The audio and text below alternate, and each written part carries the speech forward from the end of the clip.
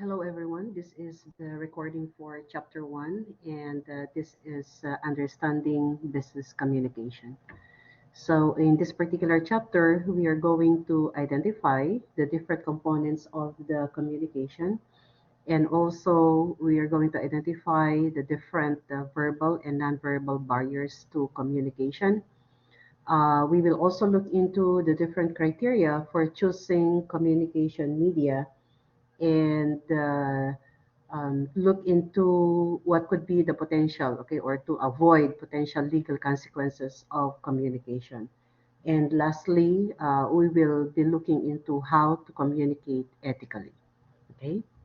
So to start with, I would just like to ask you, why do you think business communication is important?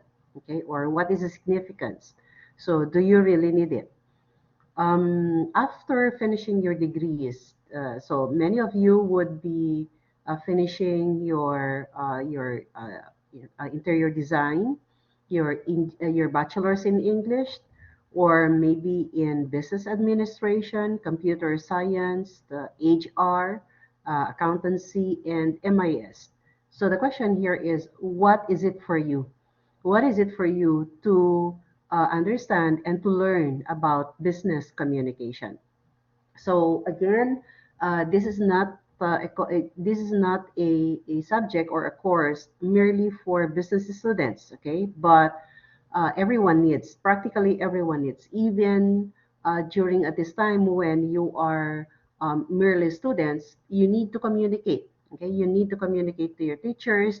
You need to communicate to the different staff in the different offices in the college, and later on you will be submitting your application for training, for company training, most probably, and that needs a business correspondence. You have to write, okay? You have to write an email, you have to write your application documents, and that falls under business communication, okay? So you just imagine yourself to be a professional, and do you really need to communicate? Of course, okay? You need to communicate to your clients. And what about it? So you might need to write an email. You might need to write a formal, communication to your clients or to your customers. And later on, you will have a regular communication with your supervisors, okay? Or if you are already a supervisor, definitely you will have to communicate regularly to the people under your supervision.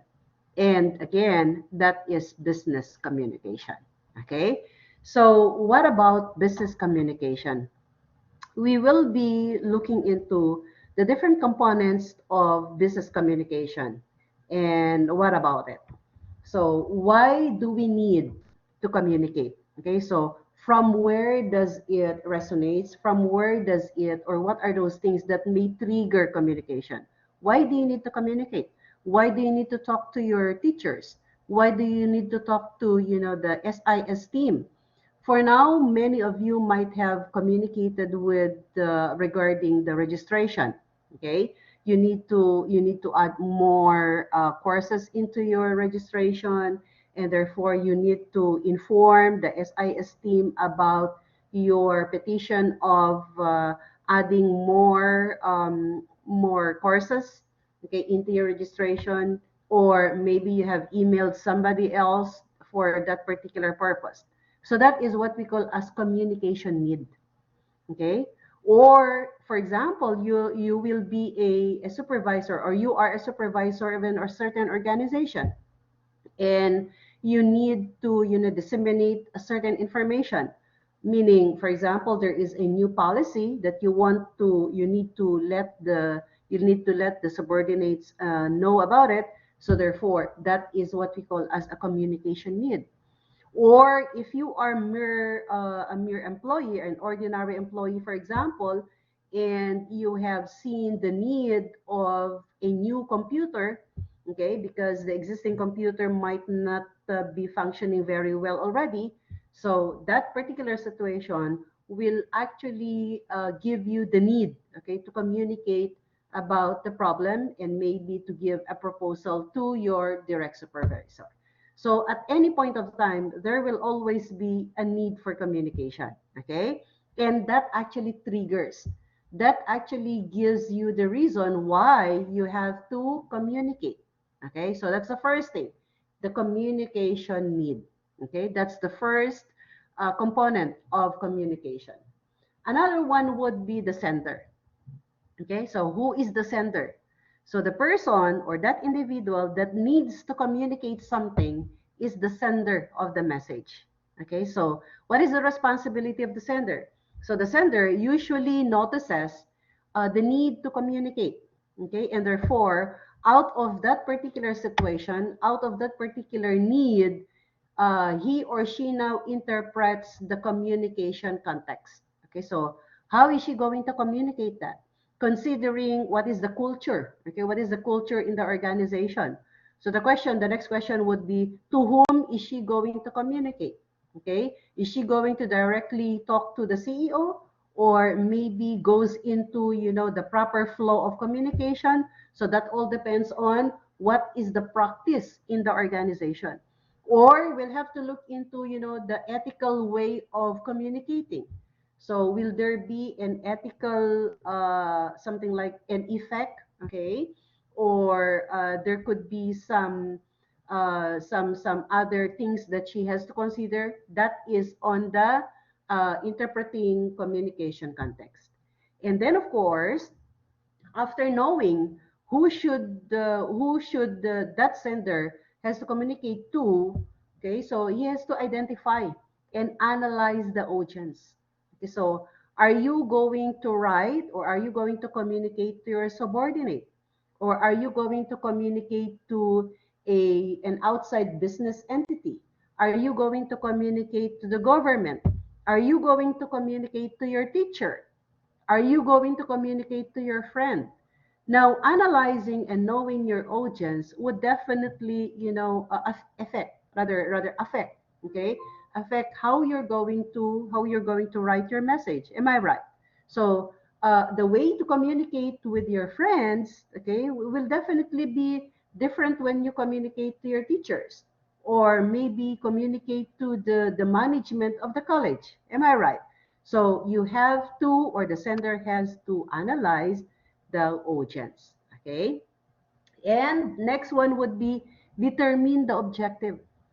Why are you, why are you communicating? What's your objective? Okay. What's the objective of your message?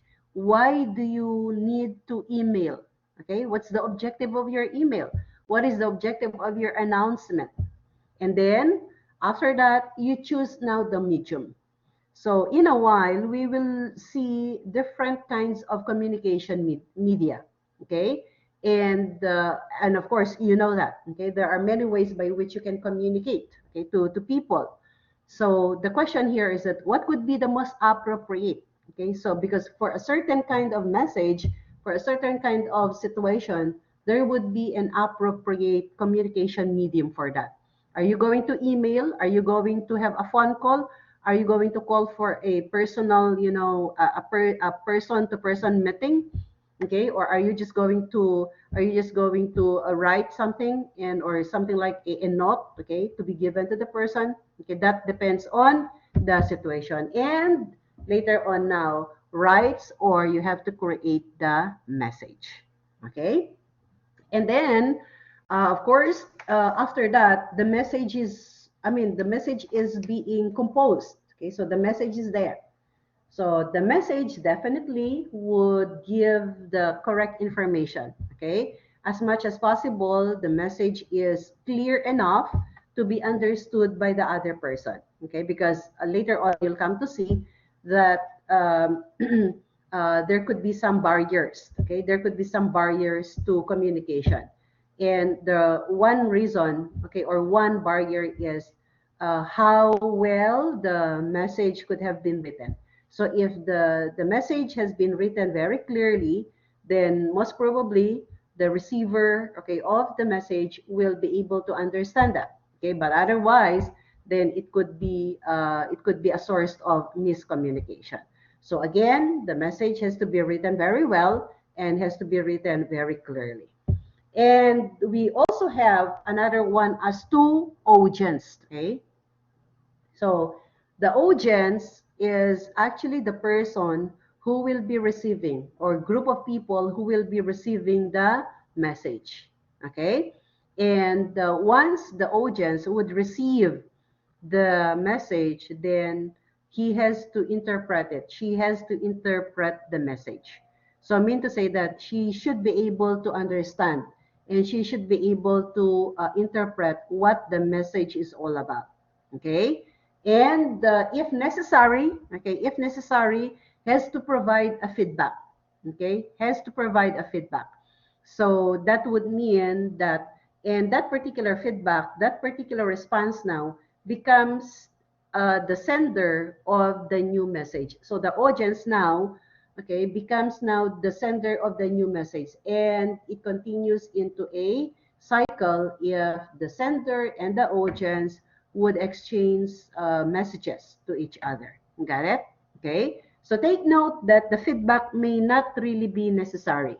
Okay, mean to say that communication still happens, communication still take place even without the feedback. Okay, as long as the sender was able to give a clear message and the audience was able to receive it, interpret it properly, and may actually have done exactly what is indicated in the message, and even without the feedback, even without the response, the communication actually took place. Okay.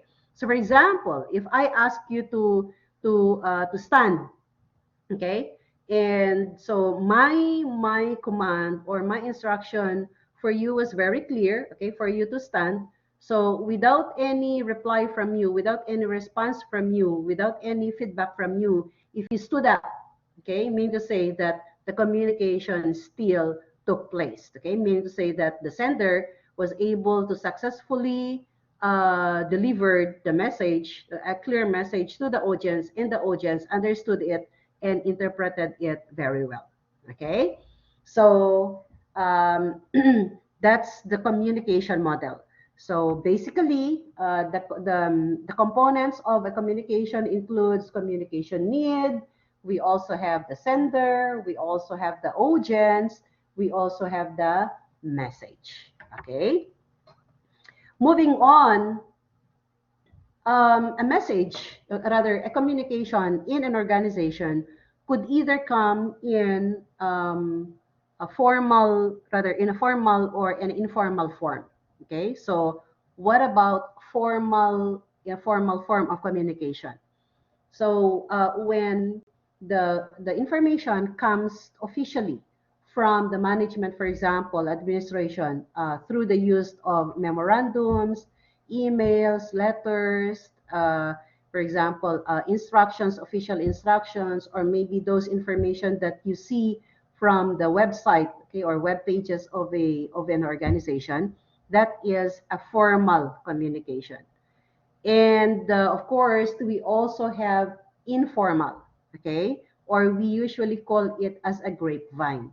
So you'll come to see in a while that when we talk about informal, if there's no proper formal communication, usually informal communication comes in. Okay, so let's have that later on. So for formal communication, we actually have three directions of this communication, and that is either downward, lateral, or upward. Okay, and it's easy.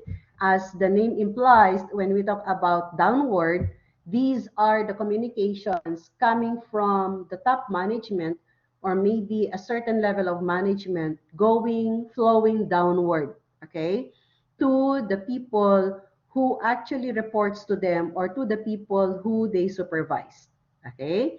So for example, if, of course, I am the manager of our class, so if I am going to disseminate information to you formally, okay, via the announcement in the blackboard or things like those, that is a downward communication.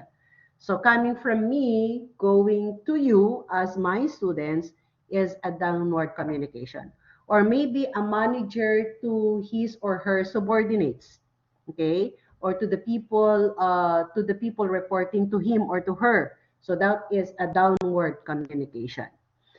Of course, on the other hand, we also have the other, the other way, which is the upward, okay, of course, which is the opposite, okay, the opposite of the downward communication. So the flow this time is moving from the lower level to the upper level, okay. So if, for example, you give a request, okay, as a student, you give a request to your teacher. So you're writing an email to your teacher, for example, to maybe for some information. That is an upward communication. Or an employee, okay, trying to give a proposal or maybe to give a request, okay, to the manager, is an upward communication. And of course, the last one is the lateral, or we call it horizontal communication. So the flow here is, this is the flow of information among the peers within the organization. So from a day-to-day basis, definitely these employees would communicate to each other, okay, the colleagues to their colleagues. So of sharing of information, for example, or maybe asking for some information necessary for the creation of a report, for example, and they would want to ask this information from their colleagues or from the members of the same team, for example. That is what we call as a lateral, okay, or horizontal communication. Got it? So those are the directions of formal communication. Take note, this is the formal communication. Again, as I've told you, when there is no proper, okay, formal communication, means to say that the management does not really talk about, things in the company, and there are many information that are not being disseminated. So what happened is that informal communication network comes in, or what we call as grapevine. Okay, so this is what we call as grapevine. So people in the organization start to talk about on something else. For example, there is you have heard the news that the chairman, okay, the current chairman is going to leave in few weeks from this time. Okay, so that is just what, there is no proper announcement to it. There was no official announcement to it, but you just heard the news. Okay, so that could be that could be an example of informal communication already. So maybe somebody would have, I mean, would have told you about it, and you start talking about it, that the new chairman who is coming is another CEO of another company, and you might have heard that he is better than the new CEO, or rather the current CEO, and things like those. So there is no official announcement about it, and the management, for example, did not give you the proper information about that, and you just heard from somebody, okay, then that is now an informal communication network. Okay. For one thing, managers or supervisors may not really avoid, okay, may not really eliminate the presence of informal communication. So that would mean that if you go to any kind of organization, there will always be, okay, there will always be informal communication. But the manager or the supervisor can actually, lessen the presence of informal communication by giving enough information, whether it be a good or bad news. For example, the people has the right to know. Okay, they have the right to know what's happening in the organization, and therefore it would be better for the managers to give the formally formally the information, so that, okay, so that the people would rely on the proper information rather than the hearsay that they might have heard from their friends or from their colleagues. Okay, and because as they say, the lesser, okay, the lesser the manager talks about, information or gives information, the greater the informal communication would there be in the organization. Okay, and that is what we call as the grapevine, or we call it the informal communication network. Okay.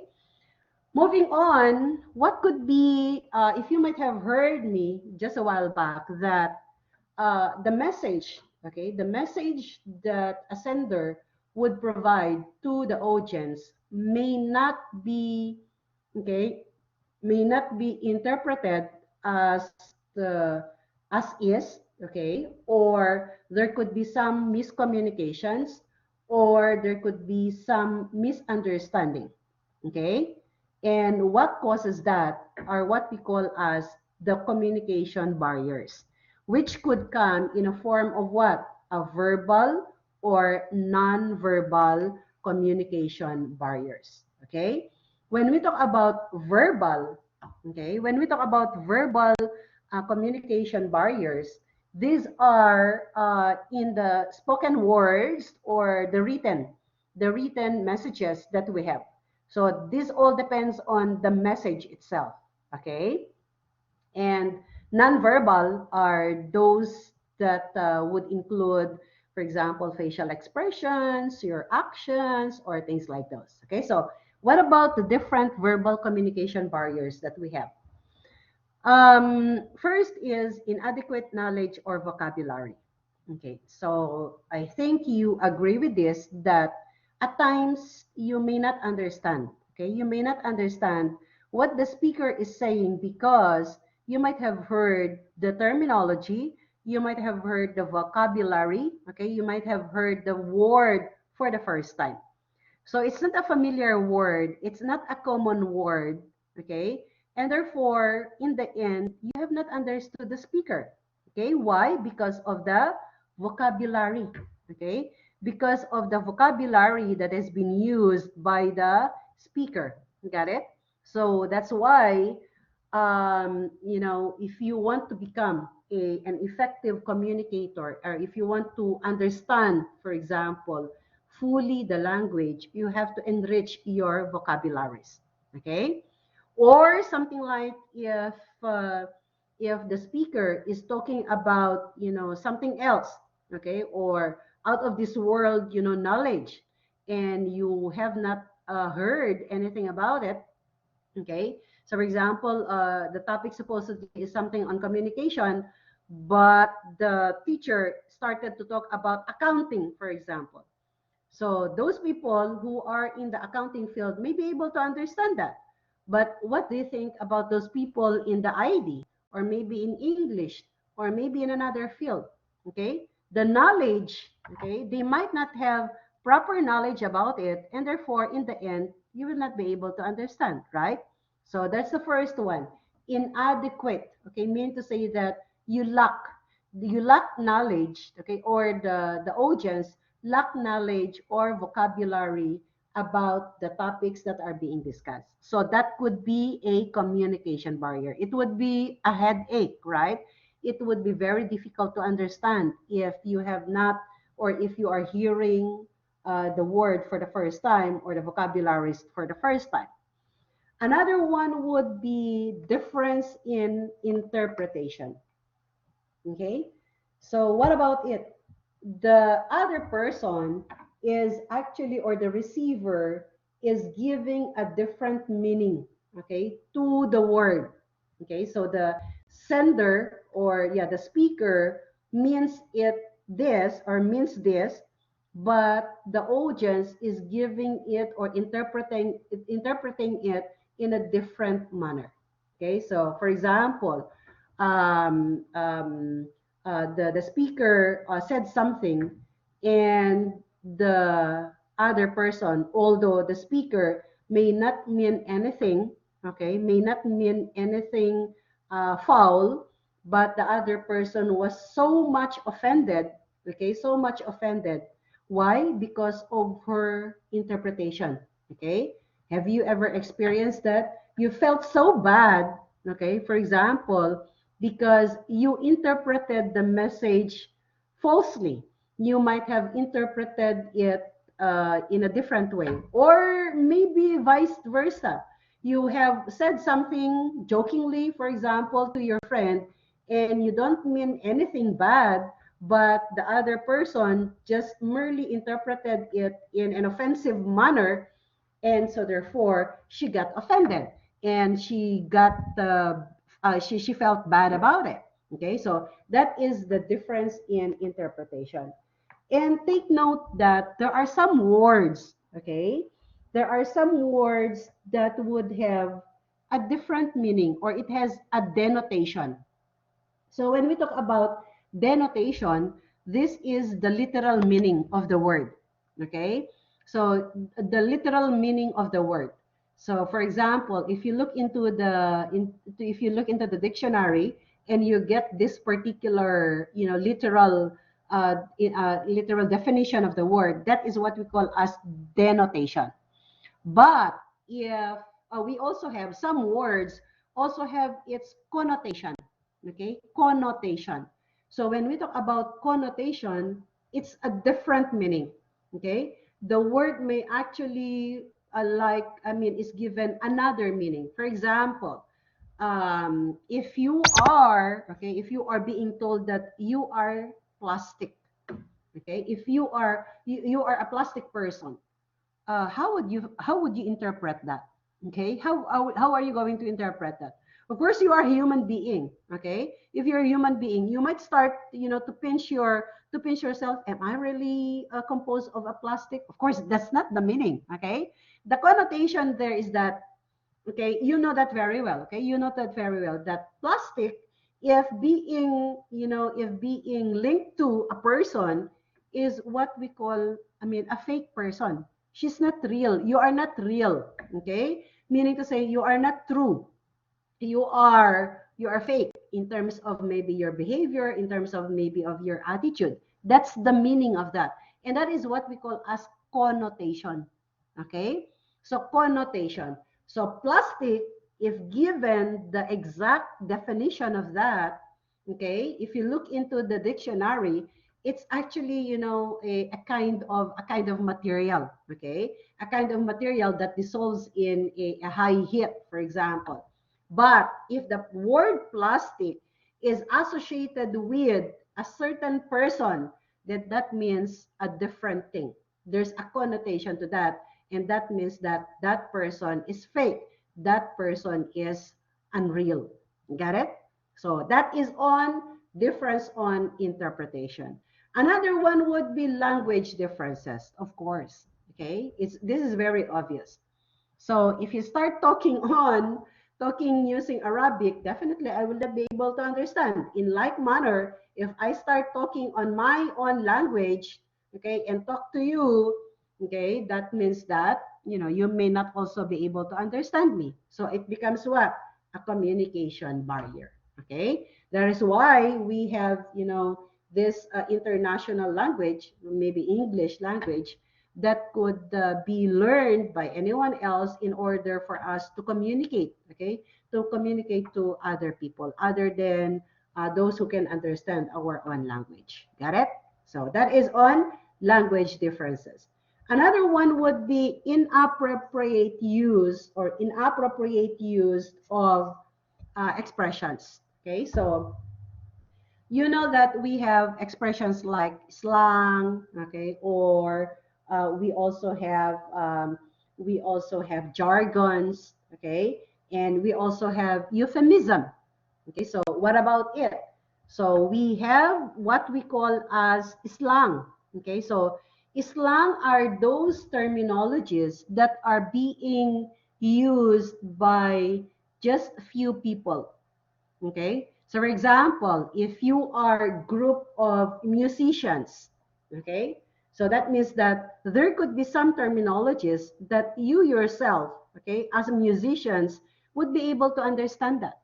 So that if other people would come and maybe do some conversation with you, and you use that particular slang, okay, that particular language or that particular words, then she may not be able to understand. In like manner, we also have jargons. Okay, we also have jargons. Jargons are these technical terminologies, okay? Technical terminologies. Like, for example, do you know exactly what bandwidth is? Or, for example, a VoIP or FAQ, for example, or these, these acronyms that we are using right now. Those are what we call as jargons, okay? So if a millennial like you, okay, would be talking to somebody who is much older than you, and you give these terminologies to them, you talk about these terminologies to them, most probably they will not be able to understand, right? Okay, and most probably in the end you will not be able to understand each other, and so therefore it becomes what? A communication barrier. Okay, why? Because of the misuse of expressions, okay, or inappropriate use of expressions. We also have what we call as euphemism, okay? So what about euphemism? So euphemism is a certain language that is used to describe a certain situation in a more subtle way, meaning in a less, expressive way. For example, what do you mean by her father passed away just today? Okay, the word passed away. So, passed away would be a subtle way of saying that the father died today, right? Okay, because if you use the word died, then it would give the other person maybe a shock, okay, because the emotional the emotions that could be related to that particular word, it may be a very shocking news, right? So people would usually use a subtle way, okay, or a simpler way to describe what's really happening, okay. Or another one would be, instead of the word you are being fired, okay, you are terminated, okay. So because that could give a shock to the person, okay. So what could be a better word for that? Okay, what could be a less emotion, a word that could be associated with it with lesser emotions? Okay, so something like trimming down people. Okay, so trimming down people, you are not literally trimming the people, okay, or removing the head or whatsoever. Okay, but trimming down people, okay, meaning to say that they're trying to lay off, okay, they're trying to remove, or they're trying to terminate some people. Got it? So what that is what we call as euphemism.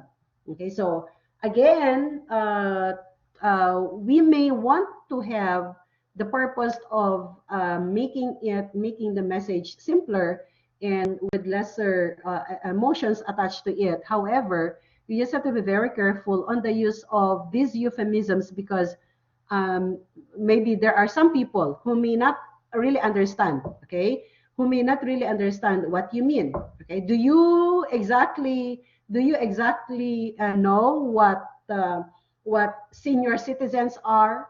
Okay, so instead of saying old people, okay, or something like elderly, okay, which may be offensive, okay, maybe you can talk about senior citizens, okay. So that would mean that these are old people, but just ensure that the other person exactly knows what you meant by that particular phrase, okay, or that particular euphemism.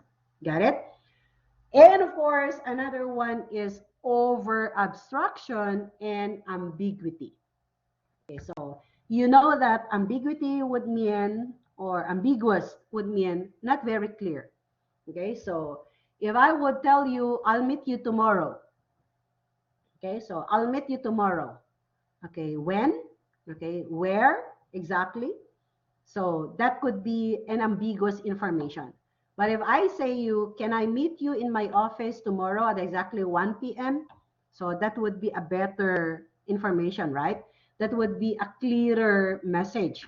So you have to come at 1 o'clock p.m., okay, or 1 o'clock in the afternoon tomorrow, and you have to meet the person in her office. So most probably you know where the office is. Got it?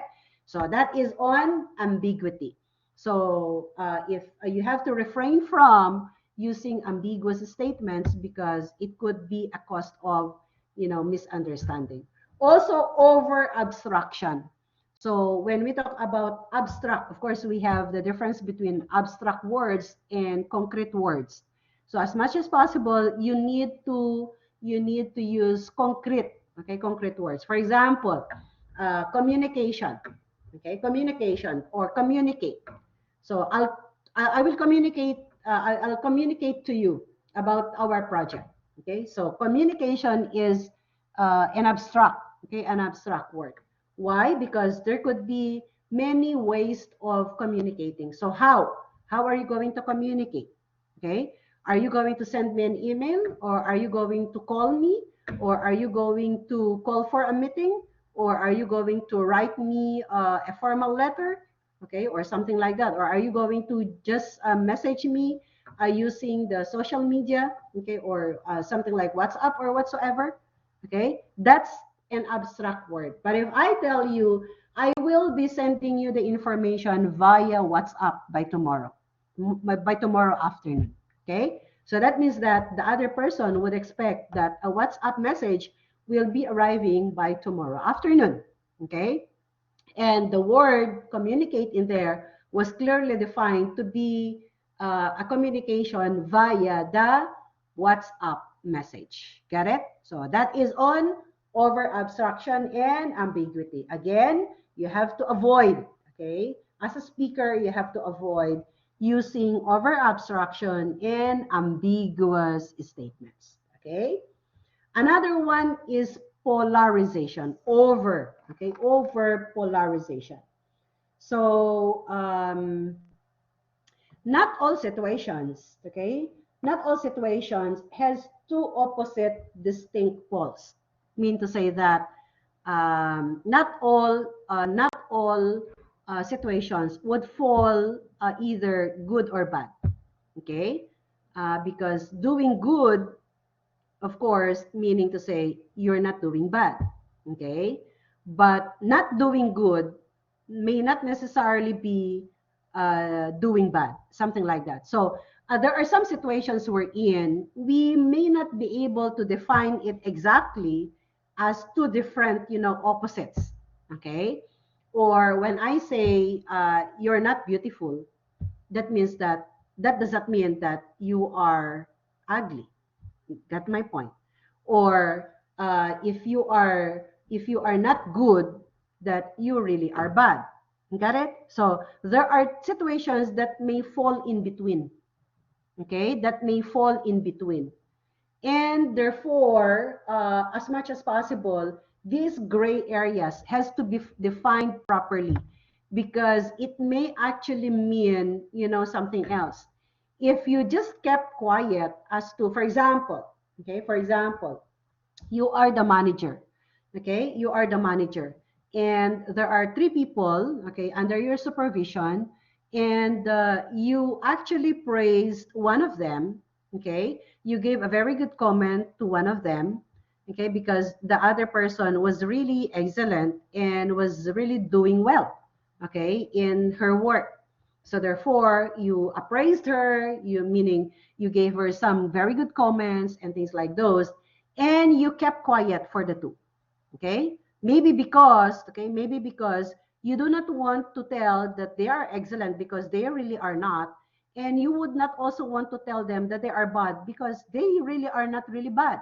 Okay, so they are actually just in between. Okay, but because of over polarization, you do not want to tell any comment, okay, to the other two, because you do not want to comment them to be excellent because they really are not excellent, and you do not want to comment as being bad because they really are not bad, they have actually done well but not as excellent as the other person. Okay, you just imagine if you are the manager and you commended, the other person to be very excellent and things like those. Okay, but you kept quiet for the two people. Okay, you just place yourself on the shoes of the two people. What would you feel? Okay, now it could be a cause of what? Cause of, misunderstanding again. It could be a cause of, hurt feelings for the other two persons, right? Because they heard that you have excellently, commended, and something like you praise the other person, but for them, they also did well, okay, but not as excellent, but you just kept quiet, okay? That's overpolarization. That's an example of overpolarization, which could become what? Which could become misinterpretations, which could become a cause of misinterpretations. So the two other person would start thinking about, did we do that bad? I mean, is our work that bad? Okay, because that could be the interpretation, right? If the manager did not give you any comment, and she gave a very good comment to the other person, then what would you feel? Okay, what would you feel? So that is what we call as over polarization. Okay, so again, in situations we're in, you have to identify, okay, you have to identify exactly where the situations would fall on, and not categorize it merely as the two different poles. Okay, so as much as possible, these gray areas have to be defined properly. Okay, so those are the verbal communication barriers. Moving on, for the we have the we actually have the nonverbal communication barriers. We have the first one is inappropriate or conflicting signals.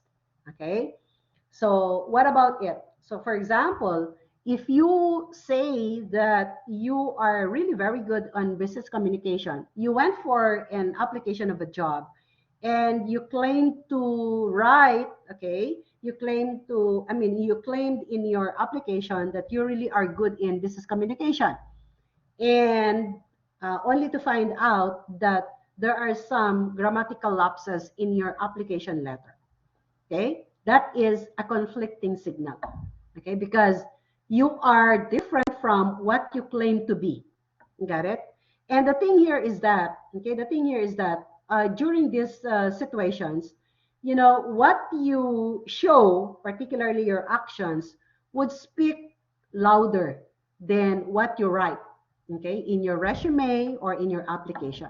So you will be judged according to your actions rather than what you say about yourself. Got it? So your skill would actually be better seen, okay, and people would better, or the people would believe more what they can see from you as your skill and your actions. Okay, so that is inappropriate conflicting signals. We also have differences in perception. Okay, differences in perception.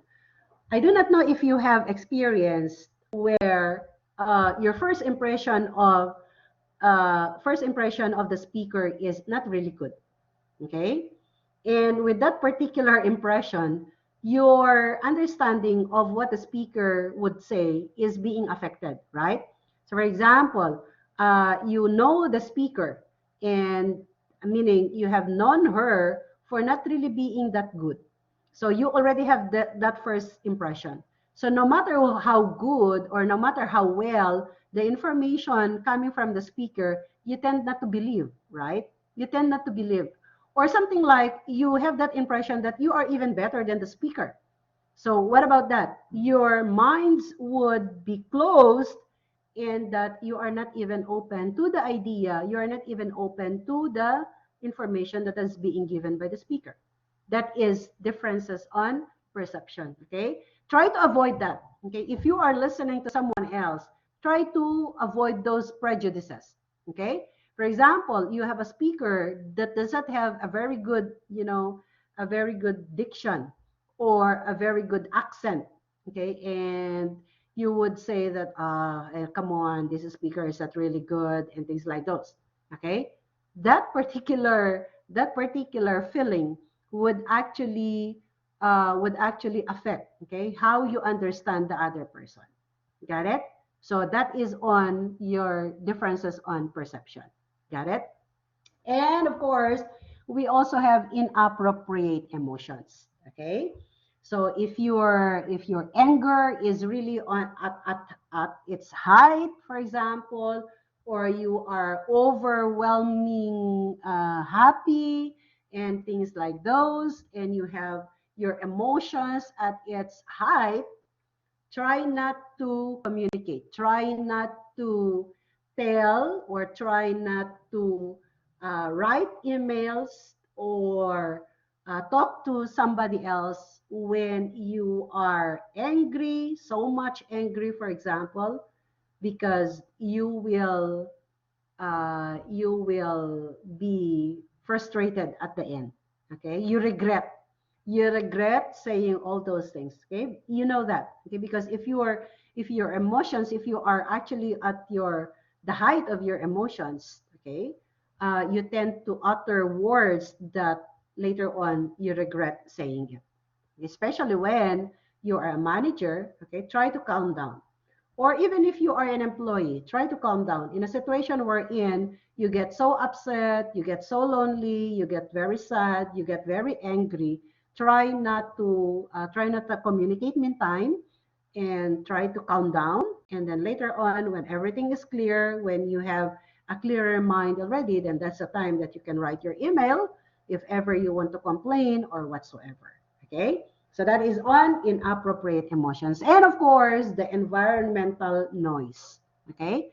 So if you're listening to somebody else, and you are with somebody, okay? For example, watching TV, and the television is really that very noisy, then of course, in the end, you'll not be able to understand what you're listening to. Okay, or maybe you are at the midst of a class, and your seatmates tend to distract you by excitedly, giving you, or yeah, giving you some stories or things like those. Your attention is not focused on the speaker. Okay, you are being distracted by the noise in the environment. Okay, or even maybe the temperature, you feel so cold. Okay, or the room was really very warm, and because of that, okay, it becomes a distraction for you to better understand what the speaker might be saying. Okay, so those are the non-verbal communication barriers. Okay, moving on, we have of course, it's just an example. Okay, let me just move on to that. Okay, choosing the communication media. Okay, so again, as I've told you, there are different media that is available, and we have traditional communication channels. Okay, and of course, communicating via the technology. Okay, and you know that, I guess. For traditional communication channels, these are, written communications, as you see in the newspaper, magazines, and many others. Or it could also come in an oral communication, particularly one-on-one meetings, okay, team meetings, and conferences. Okay, that is traditional communication channels. Okay, however, with the use of, okay, technology, we have the technology base to include email, phone, voicemail. Okay, and you know how it is. Okay, so how these are being used. We also have instant and text messaging, okay, via our phones, okay, or the telco provider that we have. And lastly is we also have the social media, which is the most common way now of organizations communicating to their employees, communicating to their customers, or to outside people outside the organization. Okay. Now, out of this, we can actually categorize. Okay, so these are the examples of social media. Okay, and I think I don't have to discuss about that because you are very well versed about that. Out of this communication media that we have, we can actually categorize them as to rich or lean. Okay, rich or lean communication medium. Okay, so what about rich? When we talk about rich communication medium, so this could be an example for which, as you could see in here, Okay, so as you could see in here, one is the richest actually is the face-to-face meeting. Okay, so face-to-face meeting whereby the persons will have a chance to meet physically. Okay, and of course, when we talk about rich media, these are more interactive. Okay, it's a medium that is more interactive. Okay, and the speaker or you have the opportunity of a two-way communication. So while you are talking to somebody else, you would be able to see her facial expression, and immediately, you can actually see or you can actually receive the feedback or the response immediately because you are already talking next to the other person. Okay, so that is rich, and these are best for difficult, complex, or emotional messages.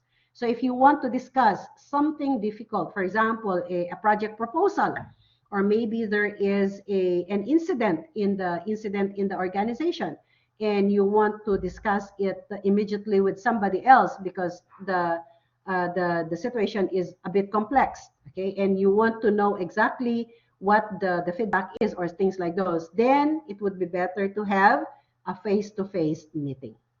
Okay, so that is on face-to-face. And as you could see, okay, some of which could be categorized as a rich media, including face-to-face meeting, one-on-one meeting, in-person oral presentation, okay. With the use of some technology, it could actually have video conferencing, okay. Why? Because you are able to see exactly the reaction of the other person, though via the technology, but at least you'll be able to receive the feedback immediately, see how they react on the message and things like those, and online meeting. Okay. On the other hand, when we talk about lean, okay, when we talk about lean communication medium or media, these are in the case we're in, that do not allow any cues, okay, or communication cues, okay, meaning to say that you'll not be able to see how exactly the other person would react. For example, you send an email, okay, would you be able to know exactly how the other person reacts while reading your email? Of course not. You'll not be able to see that. Okay, so and examples of which are emails, text messages, the messages that you send via instant messaging, the brochures and the newsletters or the flyers that the other person would be able to read. Okay, and some blogs. Okay, so blogs, those are of course those things that you see in the internet, okay, about something else. So while the other person is reading that, you may not be able to see it. Okay, or maybe some reports. Got it? So that is on lean, and these are best particularly for routinary. For example, you will be asking the employees to do this and that, and you don't need to know their reactions about it. So that could be lean medium could be better for that, okay, or neutral or simple messages, okay. For example, just information, just to inform them that you will be having a meeting at 3 o'clock tomorrow, okay, in the conference hall, something like that. So you don't need to call them, okay, or something like you just simply have to send them a message about the information, and that's it. Lean medium could be appropriate for that. Got it? So that is on rich and lean communication media. Okay. Now, in choosing communication media, you have to consider many, many things. Okay. One of which is your relationship to the audience, your relationship to the receiver of your message, and at the same time, logistical. Okay, meaning to say, what about the situation in terms of expenses, in terms of distance, in terms of the actual situation of you as the sender and the other person as the receiver of your message. In terms of relationship, okay, is it something new or existing relationship? Okay, so for example, you're going to communicate to somebody who you have not met. Okay, you're meeting, you're actually communicating for the first time, and so therefore you may not know exactly what is she, okay, or something like you may not have much information about her. Okay, so what particular medium would be better for that? Okay, is it more appropriate to use email or maybe a phone call? Okay, so I think you would agree with me if I would say you better have email first. Okay, why? Because it's the first time that you are communicating, right? So you won't even know how comfortable the other person would be receiving a phone call from you, or you might end up not receiving any reply from the or response from the other person. Okay, so and then another one would be: is it a good news or a bad news? Okay, so is it a good news or a bad news? So later on, you'll come to see what could be a better way. So for example, if you want to, if you want to say a bad news, or rather a good news. So for a good news, no matter how you're going to, no matter how you're going to tell the good news, it's always a good news, okay? Whether it be email, whether it be a call, whether it be a text, it's a good news. But just be very careful when you are having a bad news. Okay? So how are you going to console the other person? You have to assist in terms of the emotions, for example. So of course, depending on the degree of the bad news, right? So I would suggest that you have to do a person meeting, okay, for the bad news. So if you would like to terminate somebody else, okay, so that would mean that, of course, it would be better if you call on the person and maybe explain to her properly, and maybe in a later part would have to consult the other person. You just imagine if you receive your termination letter via email. How would you feel about it? Okay. And then, of course, do you need feedback? Okay. Do you need feedback immediately? So if feedback is needed immediately, then you have to choose on a rich medium. Okay, so a phone call or maybe a face-to-face, so that you would get a feedback immediately. Audience level of preference. Okay, again, you have to know exactly who your audience are, and then from your communication, you would already know what could be the preference of the other person. Okay, so does he prefer to receive an email rather than receiving a phone call from you, or vice versa? Okay, so that depends on the preference of the audience. And then likely audience reaction. Okay, so you have to know at least what could be the reaction of the other person. If you expect that there would be some violent reactions, for example, or there could be a high emotions after receiving the message, then you would rather meet them in person, okay, so that you would be able to know exactly how they feel about it. Okay, otherwise, then you may have some other options on doing that by maybe calling, okay, or maybe sending an email. Okay, is it confidential or not?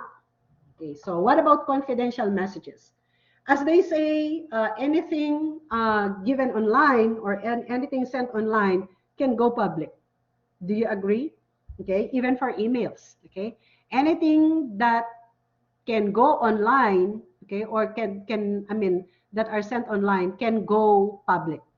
Okay, so you have to be careful about that. So when the message is really confidential, then it would rather be in a form of, a printed copy. Okay, so instead of email, instead of sending them via, social media or maybe any other way, instead the confidential message should be given in a printed document. Okay, given personally to the person because it's confidential, particularly when it's highly confidential. Okay, and of course, documentation needed. Do you need a documentation? Do you need a proof? Do you need an evidence? And so therefore, if you need some evidences, then that would mean that it should be a written document so that the other person could sign on it, or maybe a digital, or rather an email that would need some response, feedback, okay, or a reply email, for example, and that could form part of the evidence already. Okay. And when we talk about logistical considerations, this would include the length and complexity of the message. Okay, so if it's very lengthy, then email may not be appropriate. Okay, or it could be complex, then it would be better that you call for the person instead so that you can explain it properly.